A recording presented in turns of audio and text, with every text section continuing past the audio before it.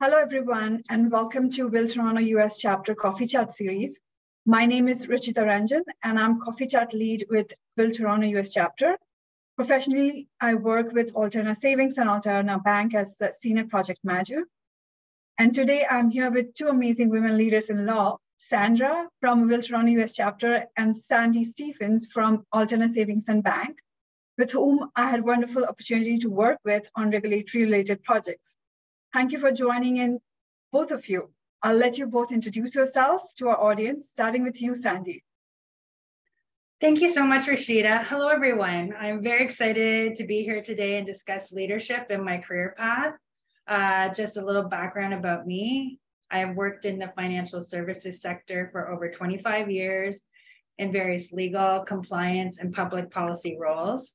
I am the VP and Chief Compliance Officer of Alterna Savings and Alterna Bank. So work very closely with Rachita. And also you would note I'm not currently in a legal position. Prior to my current position, I worked as counsel at a large law firm, as Assistant General Counsel at the Canadian Bankers Association, and in various roles in legal and compliance at several banks. I obtained my LLB and my master's in banking and financial services from Osgoode Hall Law School. In my personal capacity, I also am the public member for the board of Canadian Registered Safety Professionals. And in my off hours, I enjoy spending time with family and friends, including belonging to the same book club of lawyers for almost 30 years. Wow. Over to you, Sandra. Thanks, everyone. I'm really excited to be here today and speak to both of you about leadership and being women in leadership. And Sandy, I'm going to have to get the names of some of those books you read over those 30 years, because that sounds like a great group. Yeah.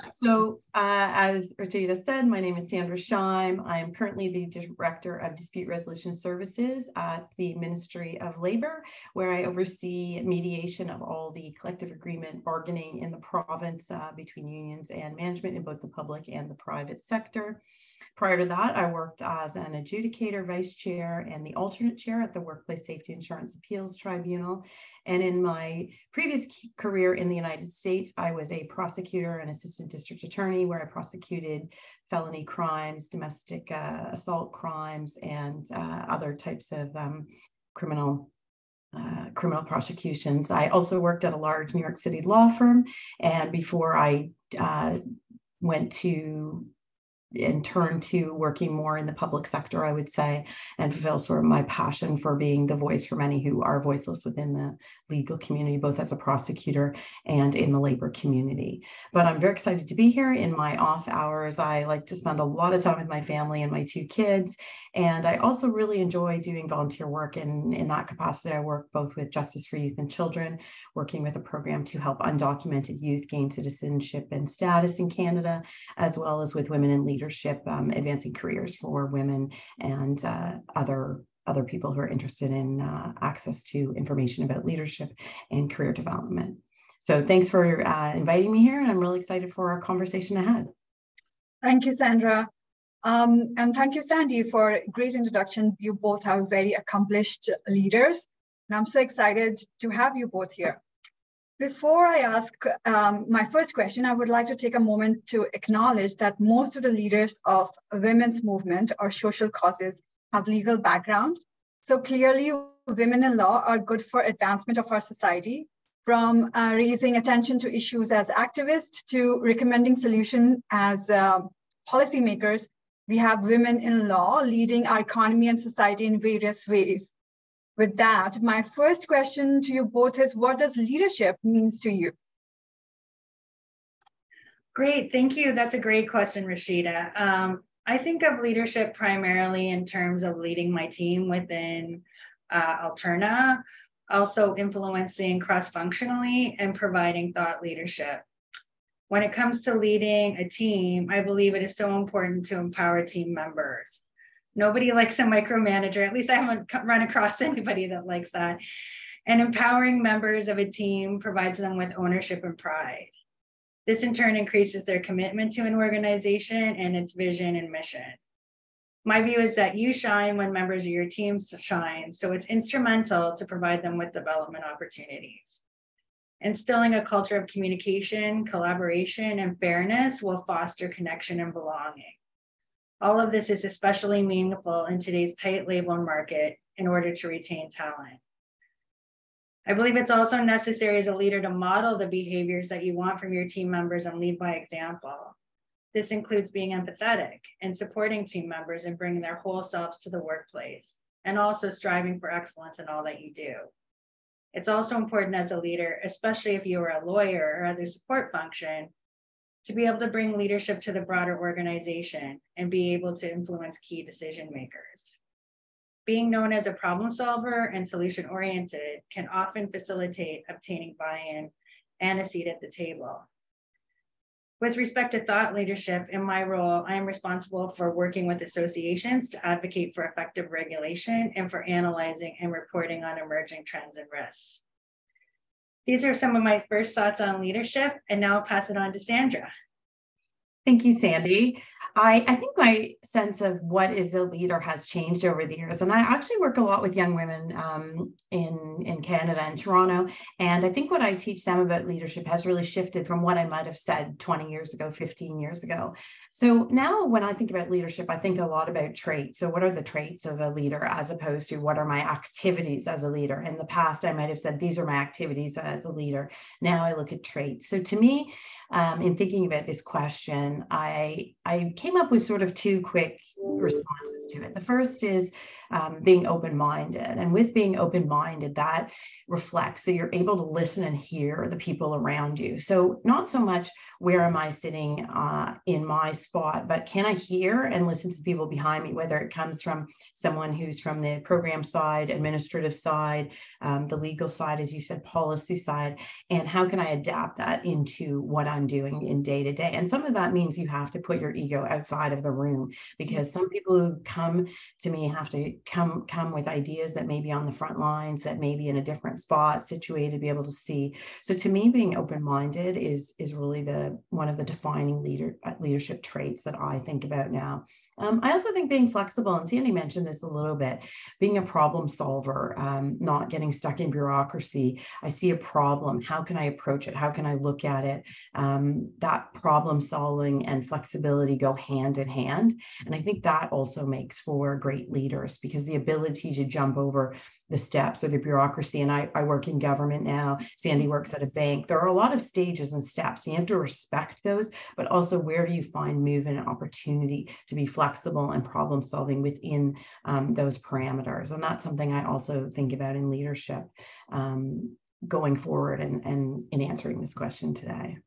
I think that's so important, the openness. Oh, sorry, Rachita. But the openness is because everyone brings like so much a skill to the job that's often different than you. Like you're put in a leadership position, but it's really like, I think of it more like as colleagues working together, and you have to respect all the different skills. And like people on my team have all sorts of skills I do not have, right? And so having that openness and being a good listener, right, I think are key 100% to leadership traits. Sorry, Rachita. That's wonderful. I was just about to add that it's so important to learn both the traits as well as what are the opportunities or activities that we can do to demonstrate our leadership skill. And it's great. Traits such as openness, as you mentioned, also good listening, and having courage to demonstrate that you can take leadership skills and decision making is quite vital. And having education in legal, I suppose, will help us in getting a different view.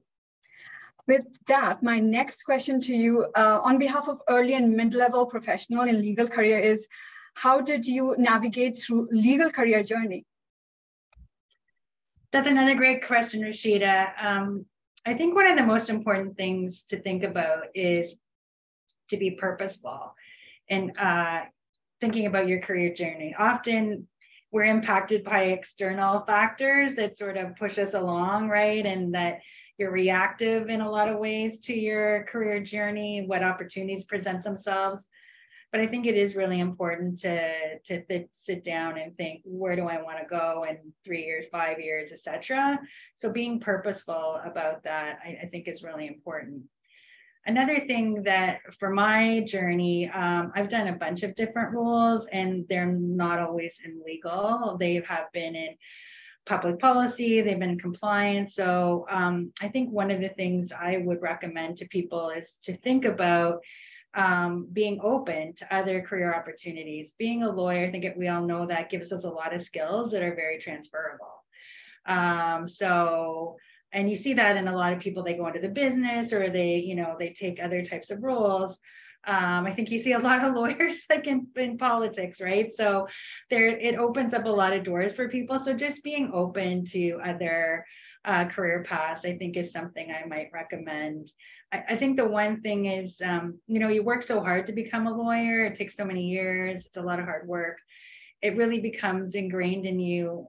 That's how you self-identify yourself, right? So sometimes it's really hard to let go of that, being this me and being the subject, being subject matter expert, and stepping out of that and letting that go. And I would say in my career, going into other roles that weren't pure legal allowed me opportunities to learn new skill sets, to have a larger team, to learn more about strategy, to learn more about people management. So again, just something to keep in mind, just to be open to other opportunities.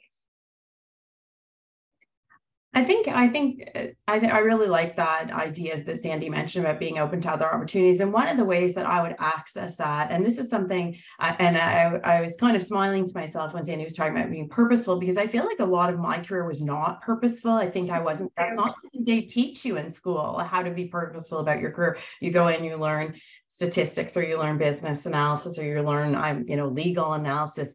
And so this is an area where I had to learn and develop. And I think I was much more senior when I figured that out. So what I would say to someone more mid-career is, how do I think about being purposeful in my career is, and a way to do that is to reach out to people. So look around you, reach out. And ironically, through the pandemic, I think having Zoom and having Teams, it allows you to actually reach out more easily now, or more readily than prior to the pandemic, because people are quite willing to jump on a Zoom or a Teams chat with many people. So I would say, as you look around in your career, look around where you can access those opportunities to meet and talk to women, and just ask them, what's their career path? What have they done? And that can help you find how to find as Sandy said, how can I be purposeful in my own career, but without knowing necessarily the options or how to access those options.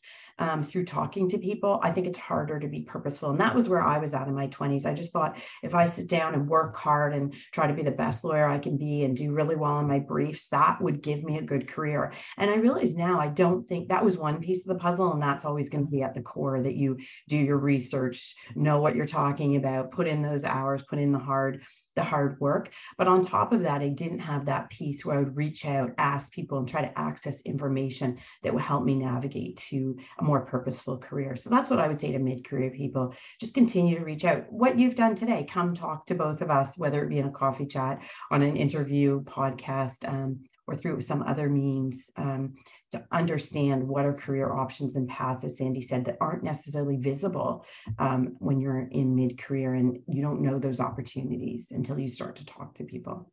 Yeah, I absolutely agree. Mentorship is very important for me professionally. Mentors have helped me a lot over these years.